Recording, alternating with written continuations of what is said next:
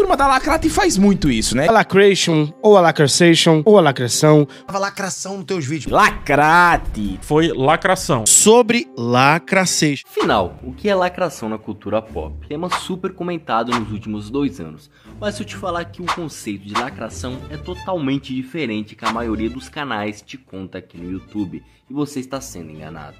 O que é lacração? O termo lacração vem da cultura woke. O verbo lacrar dando-se referência a toda vez que conseguiu mudar algo para o seu ponto de vista. No caso da cultura pop, a lacração ela entra quando você desconstrói um personagem em uma obra com o intuito de colocar o seu ponto de vista referente à história, sem respeitar a história original criada pelo autor. Resumindo, querendo empurrar de goela abaixo aos telespectadores a sua visão de mundo e o seu pensamento sobre pautas políticas. Ah, agora eu entendi! Tá legal, Ryan, nós sabemos qual é o conceito de lacração na cultura pop, mas onde ela se encontra dentro da cultura pop? Bom, personagens como Mulher Hulk na série da Marvel, Velma da animação do Scooby-Doo, Galadriel de Anéis de Poder, Capitã Marvel foram personagens totalmente desconstruídos para que atendesse uma agenda política. Neste caso, o feminismo. Ou filmes como o Doutor Estranho no Multiverso da Loucura, Mulher Maravilha 84, Eternos da Marvel, Barbie acabou fazendo que todos os homens sejam tolos ou completamente idiotas em seus filmes.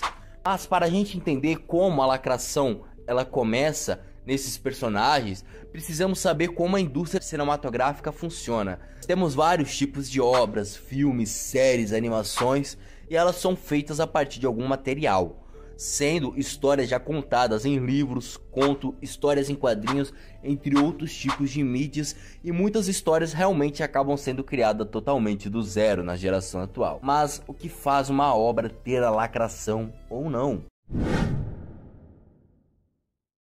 Quando a gente pega, por exemplo, a série Anéis de Poder da Amazon, ela foi totalmente modificada, a visão de Tolkien. O universo de Tolkien não tinha, por exemplo, nenhum elfo negro, pelo simples fato que a história se passa na Idade Média no norte do continente europeu, ou melhor, praticamente na região da Escandinávia, onde nós tínhamos pessoas de sua maioria de pele branca, e não era porque Tolkien era racista, mas pelo simples fato onde a história se encontrava. Então era uma questão da história. E quando você modifica isso com a intenção de inclusão, você está mexendo com uma história não só de Tolkien, mas com a história de povos. E por isso, a visão que o autor teve para aquela obra, quando você pega a Galadriel e coloca ela como personagem principal na história, dando características de uma mulher guerreira, feroz, forte, autônoma, independente, sendo que não precisa de nenhum homem para nada. Galadriel nos livros, na sua história original, criado por Tolkien, era totalmente ao contrário, onde Tolkien cria a personagem inspirando-se em Maria, mãe de Jesus, sendo que as crenças que o autor tinha era baseado no cristianismo. Mas não só desconstrói o personagem, mas sim o simbolismo que o personagem representava, os sentimentos, sem que os fãs tinham pelo aquele personagem construído na obra original. O simples fato de mudar o personagem com a intenção de lacrar com a sua visão de mundo, sem respeitar os fãs e o autor original da obra. Bom, como funciona a desconstrução dos personagens na cultura pop? Quando você pega uma obra já criada, estabelecida na cultura pop, você tem um mundo e um universo criado pelo autor da maneira que ele pensava para aqueles personagens e suas histórias. A trama principal, com a visão que o autor criou sendo totalmente autoral. Quando você muda as características de algum personagem, modificando a sua história, a sua essência, o seu passado, suas referências, você está modificando com a obra original, tirando a visão não só do autor, mas sim para a própria história principal que aquele universo teria, mexendo com o sentimento dos fãs que eles tinham com aquele personagem. Quando você modifica a história do Batman, por exemplo, você está mexendo com uma legião de fãs que cresceu assistindo o desenho animado do Batman, lendo os quadrinhos do Batman, que aquelas pessoas têm um carinho, sentimentos, emoções criadas a partir da história original com aquele personagem. Quando você modifica isso com a intenção de colocar pautas políticas, você está lacrando. Vou dar um exemplo que aconteceu comigo mesmo. A minha namorada, ela tem a Barbie como um personagem super importante em sua vida. Porque a Barbie tem um simbolismo muito grande para ela, não só para ela, como para muitas outras mulheres. Na questão da beleza, da estética, de se cuidar, de ser uma mulher elegante. Mas não só isso, como ela tem um simbolismo por trás sobre a infância de muitas garotas, onde a personagem foi capaz de mudar a infância de muitas meninas. E quando veio o primeiro live action da Barbie, o filme, ela estava super empolgada para assistir, porque era algo totalmente novo. E quando chegou, ela ficou totalmente arrasada, pelo simples fato que o filme empurrava de goela abaixo pautas políticas, que no caso o feminismo, e dessa forma o filme não abordou em si a essência e o simbolismo que a personagem tinha em sua história principal. E se eu te falar que nem tudo é lacração e muitos canais no YouTube estão mentindo pra você? Sendo que as coisas não são bem assim. Eles fazem isso com a intenção de fazer conteúdos virais para que bombe aqui dentro da plataforma do YouTube. Como eu disse, a lacração ela está quando você pega um personagem de uma obra que é estabelecida e acaba colocando a sua visão sobre ela, modificando não só os personagens, mas a história principal, tirando a essência e o simbolismo por trás na visão do autor. Aí você realmente está lacrando. Porém, quando você pega uma obra do zero, totalmente nova, 100% autoral, esta obra ela não está lacrando, pelo fato que as histórias criadas nesta mídia foram feitas 100% do zero, por mais que suas intenções sejam por pautas políticas. Vou dar um exemplo que é a série The Boys, que ela foi totalmente criada do zero, sem ter tido modificações nenhuma. Então a série The Boys, por mais que ela tenha elementos sobre algumas pautas políticas, ela não é nenhuma obra lacradora.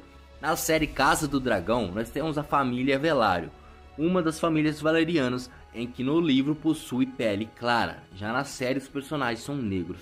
Porém não quer dizer que isso seja uma lacração, porque não modifica a essência e a história principal desses personagens. E digo mais, o ator que interpreta o Corlys Velário faz uma baita de uma atuação, diferente, por exemplo, da série Anéis de Poder, onde o elfo negro, o Arondi, estava ali apenas com a intenção de lacrar, pois não fazia nenhum sentido na história aonde ele se encontrava.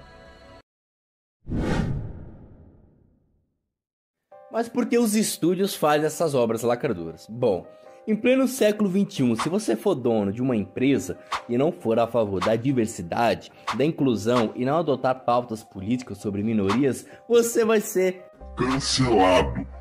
Então muitas empresas adotam isso utilizando como escudo.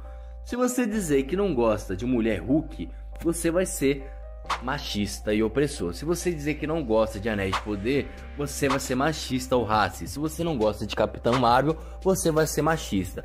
Então, eles utilizam isso como escudo para que você goste dessas obras obrigados, independente se o roteiro dela for ruim, se o CGI for uma porcaria, se a história, a trama principal, o desenvolvimento dos personagens for horríveis, o roteiro for mal escrito, você é obrigado a gostar, porque se você não gostar, você vai ser cancelado pela mídia.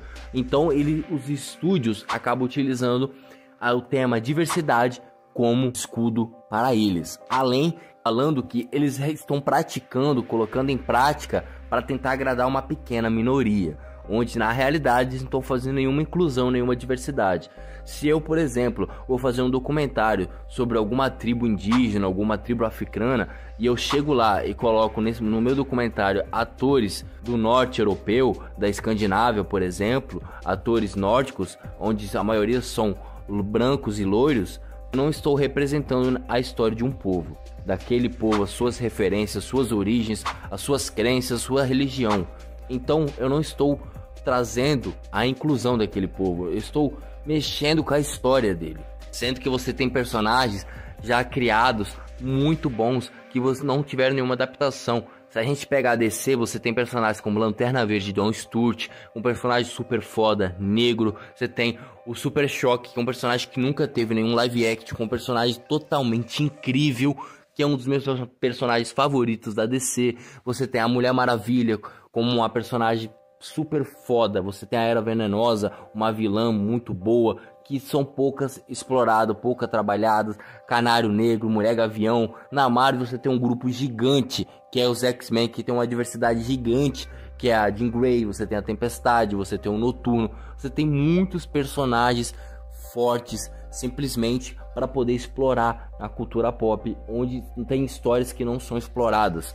E eles precisam pegar histórias já estabelecidas e criadas para modificar, para tentar agradar alguma agenda política. E é aquele ditado: quem lacra não lucra. Isso é verdade? Bom, isso é um tema para um próximo vídeo. Então você tem que estar inscrito aqui no canal. Se você não for inscrito, vai se inscrevendo agora para não perder esse próximo vídeo. Te espero lá.